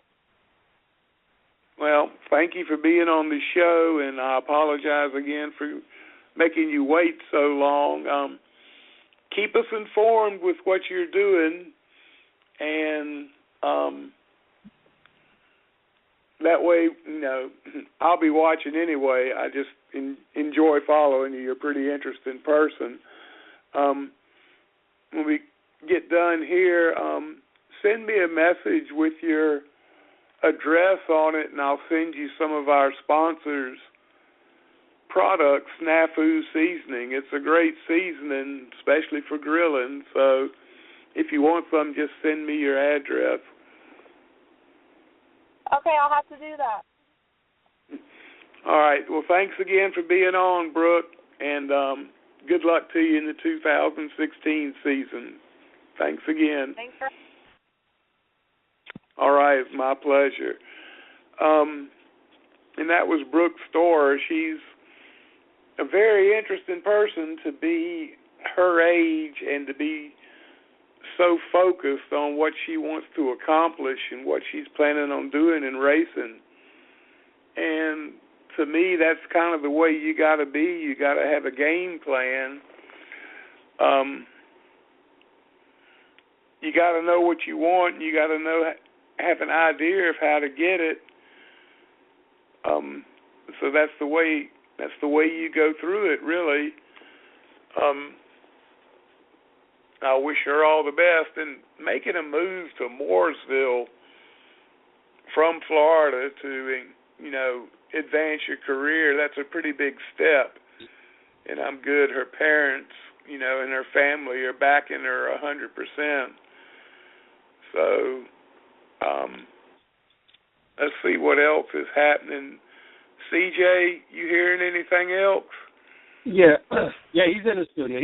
He was hanging. He's been in there since before she got on the show. He stepped out for a brief second, but Andy's in the studio, and I want to make sure we apologize to Andy as well. Andy's been hanging out for about 50 minutes or so. So I definitely want to thank both of our guests tonight that came on, Brooke and Andy. But we do have Andy hanging out here, and as soon as you're ready, let's go ahead and get him on here. Yeah, see, I just sent you a message asking that, and I haven't received any answer. I'm getting all your messages. I'm getting all your messages. You're not getting any of mine. I don't know how this is working, but I've never seen this happen on Facebook. And for those that are just listening to the show, it's how we normally communicate back and forth. So he knows people's in the studio, and we have call-ins and everything else. And we started off, and the messages went back and forth at the beginning of the show, so we didn't think nothing of it. And that's where, unfortunately, Andy and Brooke had to hang out for so long. Is at some point the messages are still coming my way, but they're not going back his way the way they should be. And I'm sure sometime later on tonight, all my messages are all of a sudden going to come through. And but I noticed that your little icon piece on the side wasn't bouncing down, but it kept saying seen, so I thought maybe it was just at my end, but obviously it's not. Obviously it's something going back to your end or at your end that is not making it where you're seeing my messages come back. But either way, I definitely want to thank Andy for hanging out, and that's very, very much appreciated. A lot of people have done hung up and said, you know what, forget it, I'm not doing this. But I definitely tip my hat to Andy. Yeah, I hope he's enjoyed the show so far. Well, let's go ahead and get him out here. There you go. Listeners, this man is a sprint car driver from out on the West Coast, and he's already had a pretty successful start to the 2016 season. So let's bring him on and find out what's going with that. Let's talk with Andy Forsberg. Andy, how you doing tonight, buddy? Good. How's it going? Other than the problem we're having messaging, it's been going pretty good. I'm sorry to keep you holding for so long. That's okay. I learned a little bit about some stock car people from back in your neck of the woods, so it's been good. You ever done any stock car racing, or are you pretty much a dirt sprint car man? Just one night just for the hell of it, somebody put me in a pro stock on dirt out here at Placerville, and I ran fourth, just kind of ran around up to speed, but probably not super competitive. But it was interesting to see how bad the brakes were at a stock car compared to a sprint car. But yeah, it was, I really wanted to go out there and run into people and just kind of bang fenders like I watch the stock car guys do all the time, just because you can't do that in a sprint car. But I was kind of paranoid I'd get a flat tire and ruin my shot, so I steered clear of any contact and ran fourth. Well, that's not bad. Your first time in a asphalt car. Does that look like a step where you like to go, or are you content running sprint cars? No, that ship sailed. I mean, obviously, as a kid growing up and racing, my dream was to be World of Outlaws, NASCAR, Indy 500, you name it, anything cool I was going to do. But 39 years old, the ship's kind of sailed, so I'll just basically stick to local West Coast sprint car racing and just try to keep going as long as it's fun, and when it's not fun, try to find something else to do. Well, I know it's fun. You grin when you win, and you just won a major race out, sprint car race.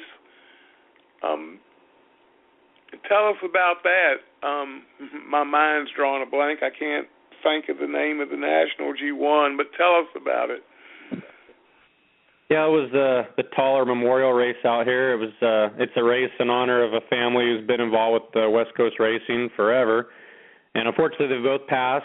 And so I think for about 7-8 years now, they've had a race in their honor. It's the first race, kicks off the season at Marysville. And we've been close a couple times and just never quite put all the ducks in a row. But we got it done last Saturday and tried not to. I was lapping a car, and I still don't know what happened to him, but he just broke right in front of me, and I ran into him and bent the right front axle back about 6 inches, knocked the front torsion bar off, and the toe out. I had a ton of toe out, so I had to limp around there for about seven laps. I fortunately had a bunch of lap cars in between me and second, so we were the second place car was about 0.5 of a second faster than me on the last lap, but he still had one more lap car to get by, so we were able to limp it home. But it wasn't the best handling car after the torsion bar fell off, and I was trying to knock the front stretch wall down and spin out all at the same time, but somehow I made it, and we got the win. Good deal. Is that the second time you've won that race? No, that was the first time. Been close a couple times, but never quite sealed the deal. So that was kind of fun to get the monkey off our back. And then it was the first race of the season too, so there's no better way to start the year off and get back in victory lane. Oh, absolutely. Do you concentrate on one track, or do you run? Do you travel? Do you run the big shows? Well, we travel a little bit. I mean, I like to stay close to home. Like the Outlaws are in Las Vegas right now, and that's probably about a 10-hour trip. 10 years ago, you probably would have found me there. I was trying to, hit every single race and just race as much as possible. But I've kind of calmed down a little bit. We were still supposed to race this Friday and Saturday at Chico at Silver Dollar Speedway, but they've already canceled because of the weather. El Nino's starting to kick in here, but I don't know. We'll probably hit about 8-10 tracks this year, I'd say, and we'll run with the Outlaws when they come to California a few times, and we'll run about 4 or 5 different series, and we still got 67 shows I think on our schedule, so we'll still hit a lot of races. Just we kind of don't go traveling and looking for races like I used to. And you're kind of like Florida. You can run 67 races because they run pretty close to year-round. How much of an off-season do you get out there? Well, our last race of 2015 was November 7th, and we just ran whatever it was, February 27th, I think. So what's that, 3 months? So, we'll get about 2 nights a week in from about here on till maybe September. And then once September gets here, September and October, we kind of calm down to maybe 1 night a week. But depending on rainouts, we should get between 60 and 70 shows in this year. But I don't know, the way they're yakking about El Nino out here right now, it really didn't do much this winter. We had a couple good storms, but they're saying that in the next 10 days here in Northern California, we're looking for 12 inches of rain. So that's not boding too well for racing next weekend. Like I said, they already canceled this weekend, so I'm kind of worried about next week as well. Yeah, you'll be boat racing if you get 12 inches of rain. Yeah, it's not going to be good. What got you started in racing? What got you hooked on it? What got your interest? My dad raced. He raced since he was 18, and he started off in hardtop or, jalopy hardtop, Ford flathead type of things. Then he moved into dirt super modifieds and sprint cars after they phased the super modifieds out. And I was just, as a little kid, I was going to be a race car driver, and eventually turned 16, and my dad and I took turns racing for a while, for 2 seasons actually, and I really didn't get anything out of it. I'd race one night, and then I wouldn't race for 3 or 4 weeks while he still raced, and didn't really improve much. So after my 3rd year racing, he finally just kind of let me have it full time, and still took me a while. It took me another 3 years before I won a main event. So it was a tough learning curve. I didn't drive anything. I wasn't ever in a go-kart or a quarter midget. Nowadays out here in the West Coast, you got to get in an outlaw dirt car. I mean, that's what Kyle Larson, Rico Abreu, Reddick, Steve Benedetto, he made the 500 this year. All these guys, they came out of Cycleland there in Chico in the outlaw carts, and they get out of those carts and they jump in a sprint car, and within a few weeks they're up to speed, where it took me a few years to get up to speed. So I don't know, anybody out there listening who wants their kid to go racing, I'd get them in an outlaw dirt cart. Yep. Start them on dirt and let them learn to drive on the dirt, because that's, to me, some of the best racing around really is on dirt, and it really takes a skill set to be able to be successful at it. And since you're successful at it, you must have that pretty much figured out yourself. You mentioned Rico Abreu, Kyle Larson, and them. Have you ever raced them? You shared any track time with them? Oh yeah, unfortunately, yeah. Yeah, you know, we all ran in the same circuit out here. Once those guys got into sprint cars, I think Kyle was the California Civil War champion in 07, or excuse me, I was the Civil War champion in 07. He was the Rookie of the Year. So I was racing against him when he was 14. He looked like he was 8. He was hustling a sprint car. He was fast, and he was quick right out of the box. I think he might even won a Civil War race that first year when he was 14. So yeah, and even, I left out, Brad Sweet and Robert Ballou. Robert won the National USAC Sprint Car Championship this year, and Brad's leading the Outlaw points right now. And they all came from this little neck of the woods, and they all came out of Outlaw dirt carts. I didn't know that, and it's good you mentioned Robert Ballou. He has really tore the track up last year, winning a bunch of shows and being successful. He's one of the guys I want to get on the show, so I'm going to have to work on that a little bit more. You got to explain this to me, because I've always wondered this. Sprint car drivers are, you're pretty much sideways through the corner. How do you tell if you're too loose? How hard is it to judge that on a dirt track where you've got to be loose to be fast?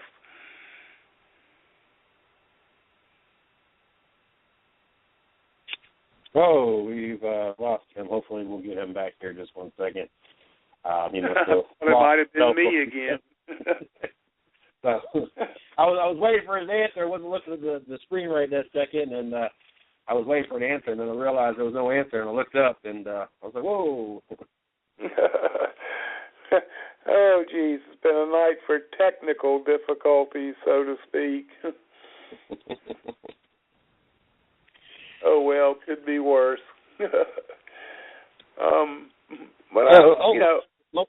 Most definitely it could be worse, but we're able to, he's back in the studio, but we're able to be here tonight and be able to talk sports, so it can't complain, but here's Andy back on. Good deal. Hey, I lost you, Andy. The last question I was talking to you about was, with dirt cars going through the corners sideways, how do you tell if you're too loose, if you're too sideways, so to speak?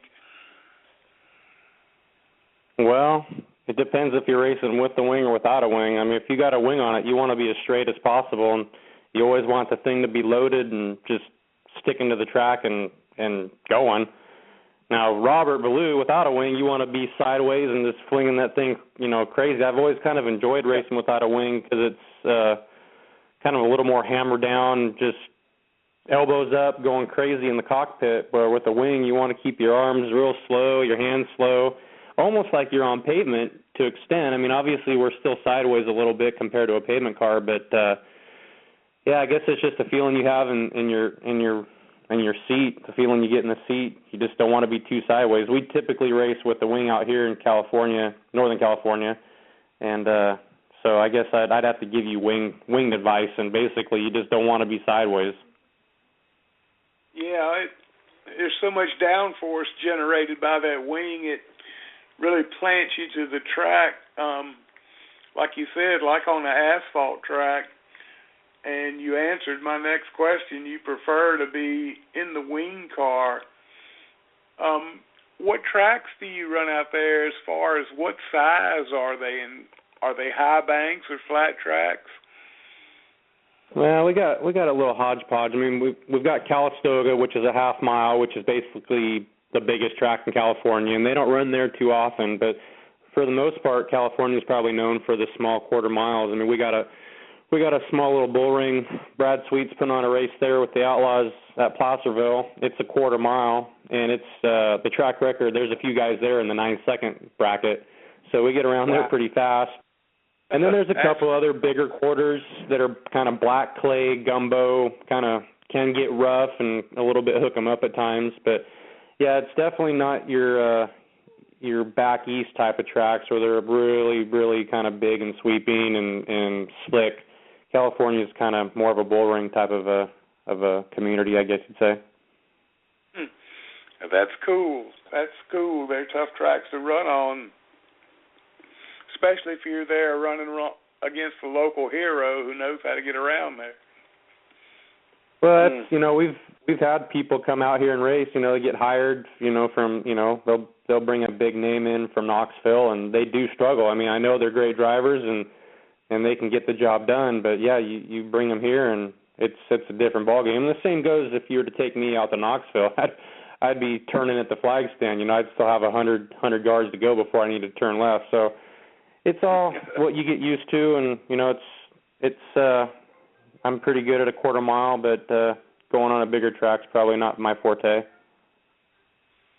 Do you have a crew chief on your team that really works on the setup and everything, or is it pretty much in your control and, you tell them what you want and everything, what you want the car to do? Yeah, I drive for a couple different teams, and they both have crew chiefs. You don't really want me setting the car up. I mean, I'm kind of, I won't say I'm as bad as Cole Trickle, but I kind of like what I don't know don't hurt me, so they do things with the car that maybe I probably wouldn't do, but they work, so I just go out and make it work. But, yeah, both teams I drive for have crew chiefs, and, I kind of tell them some input from what I see on the track, and they kind of give me some input of what they see from the pit side, and we kind of meet in the middle and go from there. But as far as making calls and, pointing direction, that's not my cup of tea. Well, that's not a bad way to be, really. You're focused more on just driving the car than fixing what the car's doing. So, that, obviously, by your success, that's a successful way to work. I can't see any problem with that. Do you have a good relationship with your crew chiefs? Yeah, nobody's really out here doing it for, we're not back in Charlotte doing this for a living. Everybody's kind of doing it for fun. So it's not really so much of a job atmosphere as it's more of a let's go out and have fun and do the best we can atmosphere. So nobody's getting rich out here. Nobody's paying their mortgages off of the racing. We're just trying to go out and have a good time.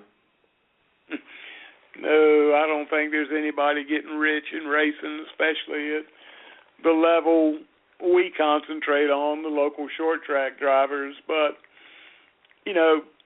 most of them are successful enough, combined with their sponsorship, that they make the shows week after week. And y'all are the type of drivers we like to concentrate on this show. We're all about short track racing.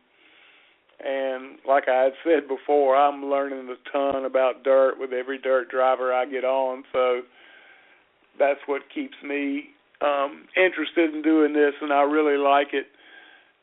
Speaking of which, take a minute to give your sponsors a shout-out or anybody you want to recognize. Well, I guess I should thank my wife. She puts up with me racing for 9-10 months out of the year. And maybe I'm not always in the best of moods on some nights. But, yeah, so for sure my wife, my family, everybody kind of got me going in racing. And I got a ton of supporters and no big corporate money or anything, just people that probably sponsor me more for fun than they do the actual business aspect. But we got people like Pit Stop USA, FK Rod Ends, and Autism Awareness helps us out a little bit. So there's a lot of people that put this thing together for us to go racing. So it's been good. Yeah, it's every little bit helps. So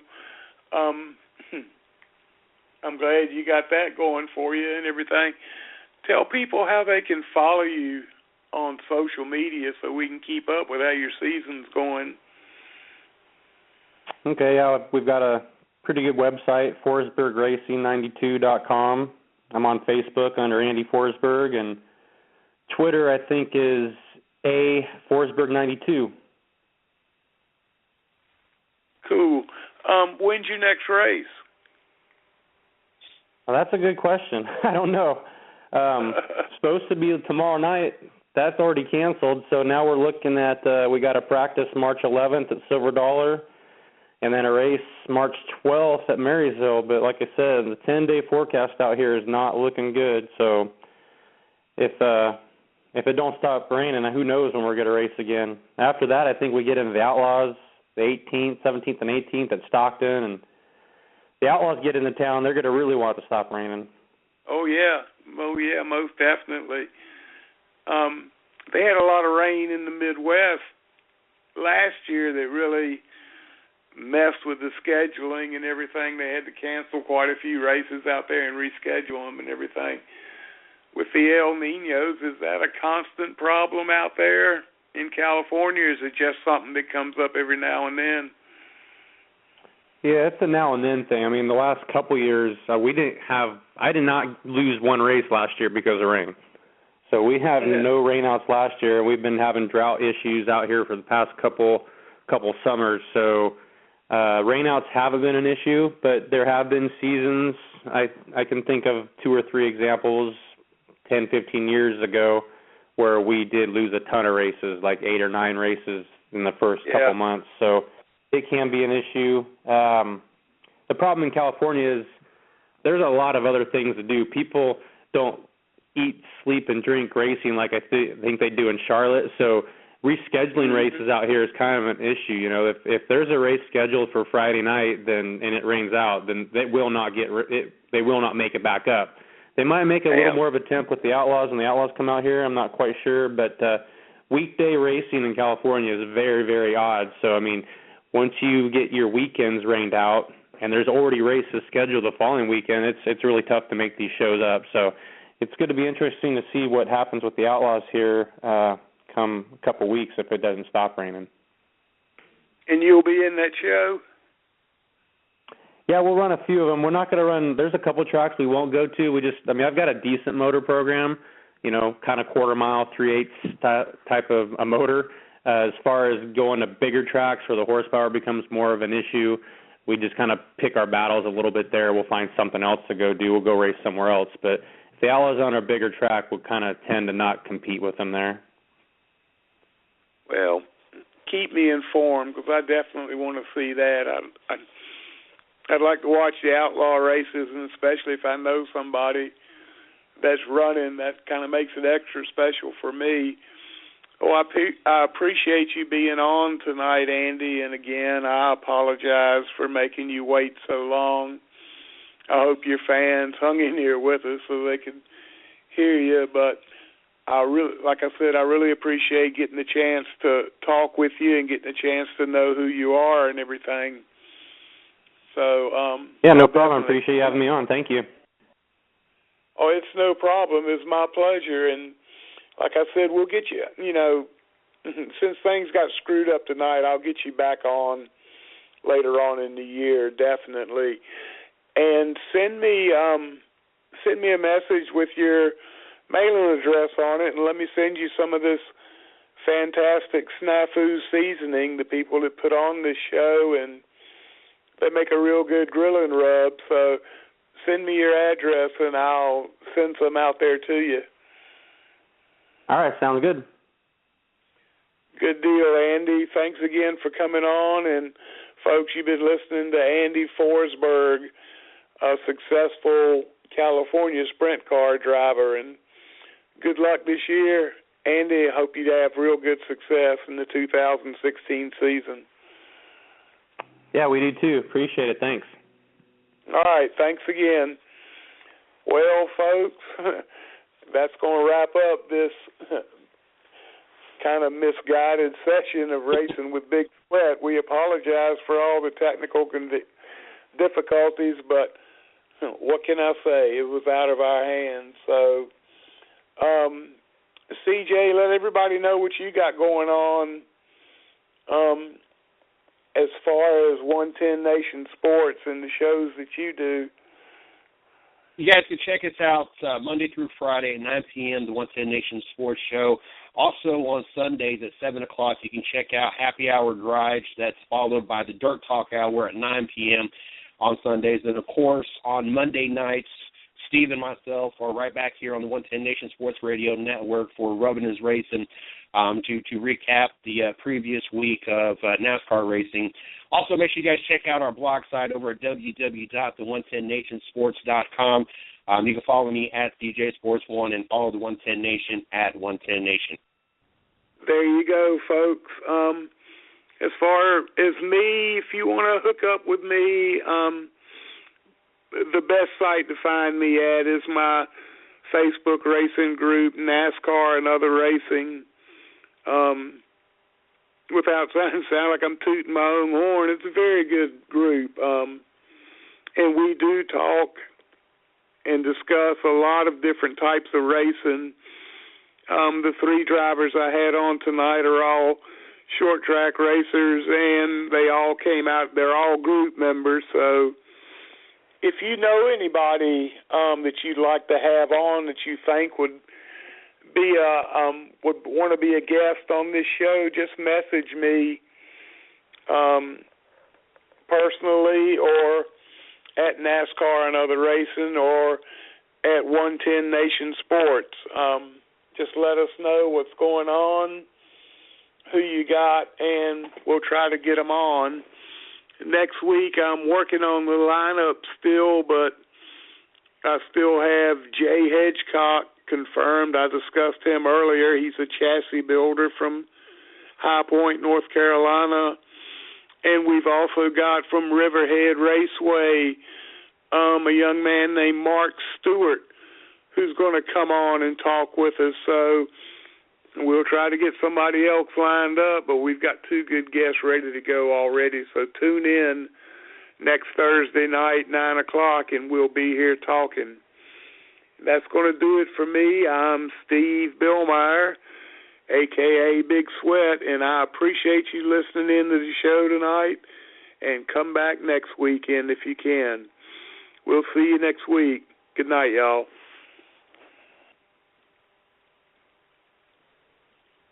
This tax refund season, Metro PCS has an offer so good you'll want to shout it from the mountaintops. Switch to Metro PCS, and get two 4G LTE phones for free. Switch to Metro PCS and get two free 4G LTE smartphones from brands like Samsung and LG. Only at Metro PCS. Limited time offer. Sales tax not included in phone price. After instant rebate. Coverage and services not available everywhere. See store for details and terms and conditions.